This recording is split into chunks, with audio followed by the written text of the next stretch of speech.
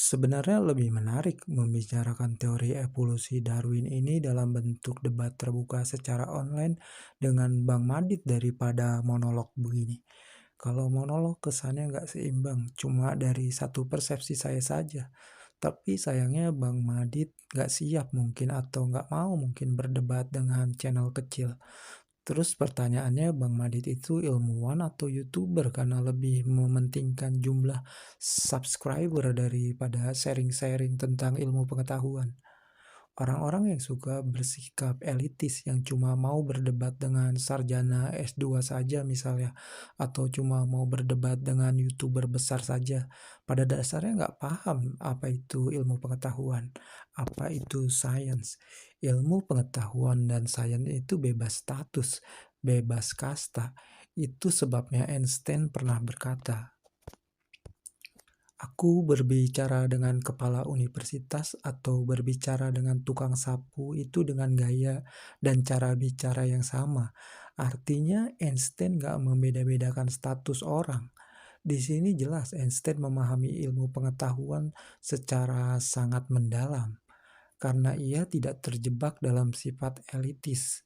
Memang biasanya cuma orang yang terkungkung dengan tradisi feodal saja yang bersikap elitis, karena mereka biasanya diajarkan guru dari gurunya lagi kata-kata sakti seperti kamu tuh nggak bisa berpikir sendiri, nggak mampu kamu itu berpikir mandiri, otak kamu terbatas, makanya harus dibimbing guru si anu. Kalau nggak punya guru nanti guru kamu itu iblis. Lalu kita masuk ke topik bahasan. Perlukah semua orang beragama dikumpulkan semua dan ditanya satu-satu, apakah kalian menerima teori Darwin atau tidak? Apa urgensinya? Menampakkan keyakinan kita tentang teori evolusi Darwin ke semua orang. Saya bukan lulusan pesantren, sekolah saya selalu sekolah sekuler sejak kecil, dan kuliah juga di kampus sekuler.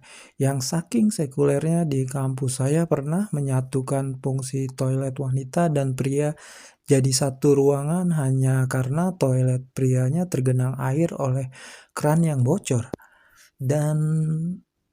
Dan saya sejak SMP itu kalau ulangan IPA selalu muncul pertanyaan, teori apa yang menjelaskan asal-muasal manusia? Selalu saya tulis di kertas jawaban teori evolusi Darwin, karena saya tahu teks itu yang tercetak di buku IPA. Tapi setiap sholat Jumat saat khotib menyampaikan khutbah tentang Adam sebagai manusia pertama, saya nggak pernah langsung berdiri di antara jemaah dan protes. Saya ini pecinta sains, dan bacaan saya tentang profil Marie Curie saat masih SD, rasanya saya cukup pantas disebut pecinta sains yang fanatik. Saya bahkan pernah sampai pada titik ekstrim di mana takdir itu saya lihat hanya sebagai hukum probabilitas Blaise Pascal saja. Saya juga menggunakan sains untuk memahami Yajus Majus yang bagi saya akan muncul di masa depan saat hampir seluruh manusia mengalami perubahan genetik yang ekstrim dalam hal neurologi dan fisiknya karena virus atau semacamnya, dan menyebabkan hampir seluruh manusia menjadi makhluk ganas, liar, dan pemakan segalanya mirip zombie. Hingga hanya sedikit orang yang tersisa dan bersembunyi dari makhluk-makhluk ganas itu. Saya juga mencoba memahami hari berbangkit manusia dari sudut pandang sains, bahwa saat itu teknologi manusia sudah sangat maju, di mana sebagian kecil manusia selamat dari proses kehancuran alam semesta atau kiamat, dan mereka ini bisa menciptakan dimensi lain atau memiliki teknologi yang berhasil membuka portal ke dimensi yang berbeda. Dan mereka yang hidup di dimensi lain ini berhasil mengembangkan teknologi cloning manusia yang lebih canggih, di mana mereka berhasil mengkloning seluruh manusia dari masa Adam hingga manusia terakhir, dan juga berhasil memodifikasi otaknya hingga bisa mengakses kembali informasi kehidupan sebelum kematiannya datang. Tapi saat saya mulai menggunakan sains untuk menjelaskan Tuhan, saya mulai banyak bertanya-tanya lebih dari sebelumnya. Saya mulai sangat curiga dengan pikiran saya sendiri, mulai curiga dengan motif saya, mulai curiga dengan kenapa harus sains, mulai curiga dengan rasa takut dan kebingungan yang hebat, mulai curiga dengan perubahan visi yang selama ini saya pahami, curiga kalau semua pencarian saya hanya akan menghancurkan sesuatu yang sudah mapan. Di saat inilah saya mengalami pengalaman spiritual yang merubah pandangan saya tentang sains dan agama secara sangat mendasar. Saya belum pernah pingsan sebelumnya. Saya tidak pernah minum alkohol. Belum pernah sekalipun dalam hidup saya berhalusinasi. Itu sebabnya saya sangat takut dan terguncang. Karena tiba-tiba saja saya mengalami halusinasi.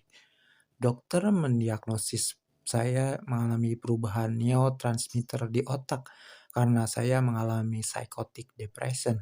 Tapi bagi saya pengalaman itu adalah pengalaman spiritual yang nyata, di mana saat itu saya sempat masuk ke dimensi yang sangat berbeda dari dunia ini. Pertanyaannya, apakah saya berhasil menggapai Tuhan dengan sains? Saya nggak akan jadi gila kalau nggak sampai pada penjelasan final tentang Tuhan secara rasio bukan secara agama. Saya punya konsep ketuhanan yang sangat mapan dan sangat cocok dengan sains. Tapi saya cukup mendarat secara intelektual saja di ranah itu. Untuk perasaan subjektif saya agar lebih tenang saat mati, agar saya punya harapan setelah mati tidak membentur dinding kosong setelah mati, maka saya memilih cukup puas menerima penjelasan agama tentang Tuhan. Kembali ke teori evolusi, bahkan Einstein yang surat-suratnya terdokumentasi dengan sangat baik itu nggak pernah menyinggung teori evolusi Darwin sama sekali dalam tulisan-tulisan dan buku-buku diarinya. Lalu kenapa?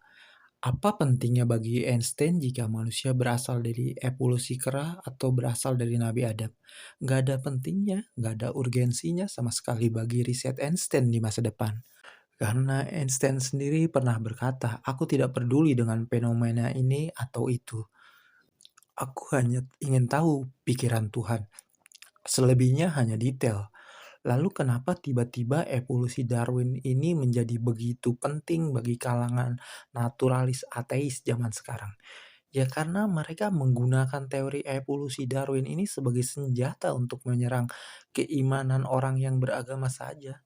Di sini kita melihat contoh nyata dari kata-kata Nietzsche bahwa ilmu pengetahuan itu selalu bercampur dengan kepentingan dan persepsi si pengamat itu sendiri. Ilmu pengetahuan nggak pernah benar-benar objektif.